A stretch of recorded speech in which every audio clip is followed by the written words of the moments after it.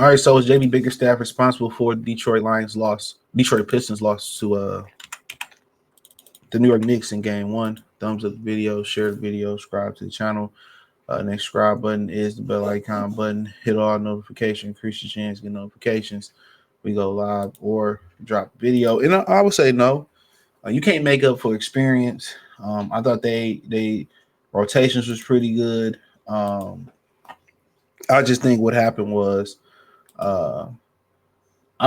third quarter, you just started to see some things that didn't go their way.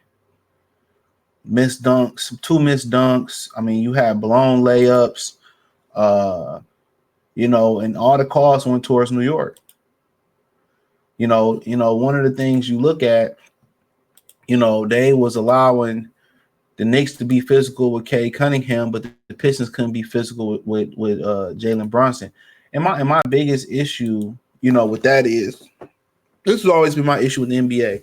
How can, certain guys get calls based on reputation? Because you're a superstar. I just think the NBA should take a more even Stevens approach. That's my opinion. It should be more even Stevens approach. And what I mean by it should be a more even Stevens approach, they should allow these guys, everybody should be equal on that court when it comes to foul calls. But, K early in his career didn't get a lot of foul calls. I don't think he's getting the proper amount of foul calls right now. And that's my thing. Jalen Brunson was getting calls and calls that he shouldn't have got. That's how. He took 10 free throws. I'm pretty sure K took around the same. No, K took half of that. No, we shot 20 free throws. They shot 17. So that wasn't a bad discrepancy. And they shot 88%. We shot 75%. But he got 10 free throws. He made 8 of 10, and Cade only got 5. Cade didn't shoot horribly this game. He was about 3 shots off from 55%. Didn't shoot well from 3, but still ended up with 21 points. That's crazy. But I think the coaching wasn't the issue. It was just a lot of wacky things, and I think the game pretty much turned on Isaiah Stewart. When Isaiah Stewart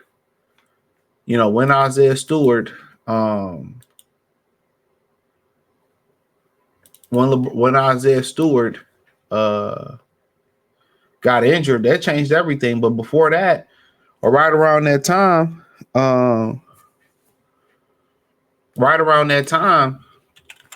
everything was going wrong. It was a missed dunks, missed putbacks, missed bunnies. That third quarter signaled. That third quarter, That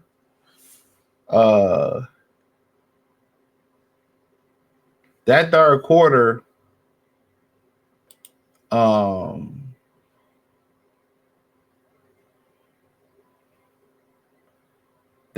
quarter signaled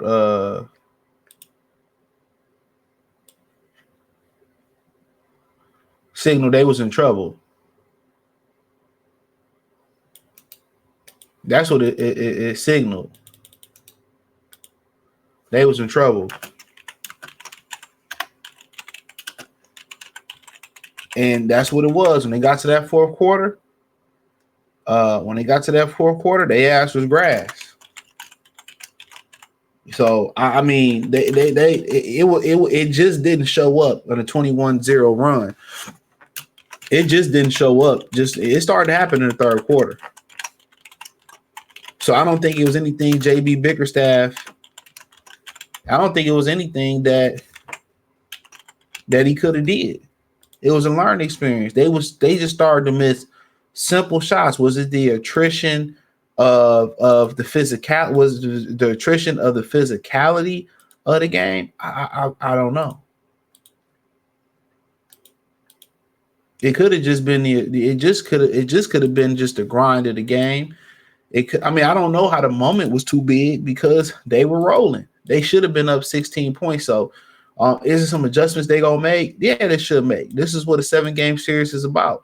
Probably getting Kay Cunningham moving so said defense can't, hone in on. So get them catching the ball with momentum going towards the basket or get him catching the ball in the shooting position. I like how they isolated him one-on-one on the box. They was able to pay him, they was able to pay Cade Cunningham physical, but you couldn't play Bronson physical. That's my thing about it. And probably the thing about it is that Bronson got a reputation, or Bronson a smaller guard, Cade is a bigger guard. So I just don't understand how they referee basketball games. That's my thing, because it's a lot of it's a lot of inconsistency on how they call games, and that's why most people have pretty much given up on watching basketball, because it's one of the most rigged sports out there.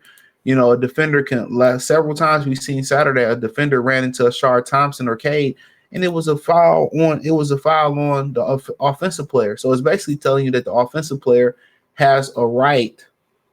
He has a right to the spot at the floor, and then the defender doesn't have a right to the spot at the floor. So it ain't nothing that JB could have did. They got shell shocked.